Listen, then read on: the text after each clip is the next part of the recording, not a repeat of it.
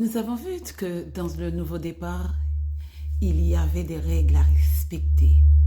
Et si vous ne respectez pas ces règles, vous allez perdre des victoires. Alors aujourd'hui, dans le nouveau départ, quelles sont les règles que vous avez déjà violées? Dans le nouveau départ, quels sont les obstacles qui vous a frôlé? Ou du moins, qu'est-ce que vous avez commis qui vous a fait perdre? Mais pas une victoire, mais une conquête spéciale que vous devriez avoir. Tenir et dire, hier, je l'ai réussi, c'est à moi. Dans le nouveau départ, guys, il y a l'incompréhension. Il y a l'insulte. Il y a la haine. Il y a le regret. Il y a la médisance. Il y a même la rancune.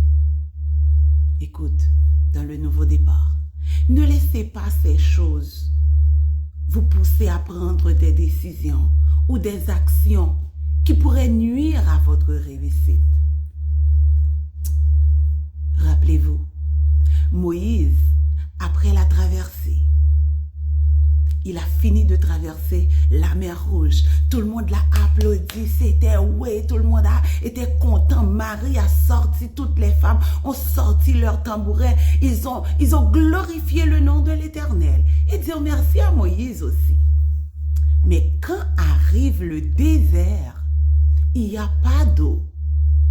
Tout le monde se mit à se plaindre. Quand il arrive que la manne tombe, on n'est pas satisfait de la manne. Tout le monde se plaigne. Oh, ils avaient l'habitude de manger de l'oignon, ils avaient l'habitude de manger de la viande, ils avaient l'habitude de manger, et vous étiez esclaves, hein? Alors, quand on est libéré, il y a certaines choses qui vont faire mal. Et quand ça vous fait mal, ne prenez pas le temps de regarder en arrière, mais fixez les yeux en avant. Et ne commettez pas l'erreur que Moïse avait commise.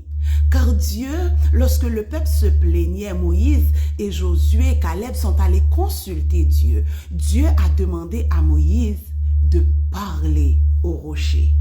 Mais quand Moïse est arrivé, il y a toute la population qui était en train de l'insulter. Oh, tu veux qu'on meure de faim pour qu'ils soient de soif? Pourquoi tu nous as pas laissés en Israël, etc., etc.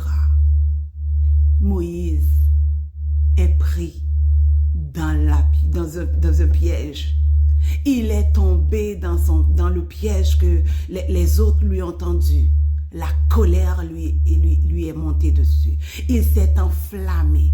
Au lieu d'exécuter l'ordre de Dieu qui était de parler au rocher, Moïse a frappé le rocher. Chers amis, ne vous mettez pas en colère pour des petites choses que vous êtes capable de respirer. Une bonne respiration te donne la possibilité de voir clair avant de te mettre en colère. Une bonne respiration te permet de ne pas donner une réponse piquante, mais de réfléchir à la réponse. Moïse a connu la médisance. Ce n'était pas quelqu'un qu'il n'a pas connu, qui l'insultait, qui parlait dans son dos, qui a rentré une épée dans son dos, mais c'était sa propre sœur. Mais il y a un Dieu de grâce, hein? Dieu a fait grâce à Marie, malgré qu'elle a connu la lèpre. Je te conseille d'être comme Josué. Lorsque tout semble noir, lorsque tout le monde ne veut rien savoir, lorsque tout le monde te dit, il y a la défaite là où tu vas. Mais toi, tu sais déjà que tu as déjà reçu l'ordre de Dieu. Tu as eu son approbation et tu te dis, je suis Dieu. Et quelles que soient les circonstances, je vais le suivre. Ayez le même réflexe que Josué avait eu. Josué s'est dit, moi et ma maison, nous servirons l'Éternel.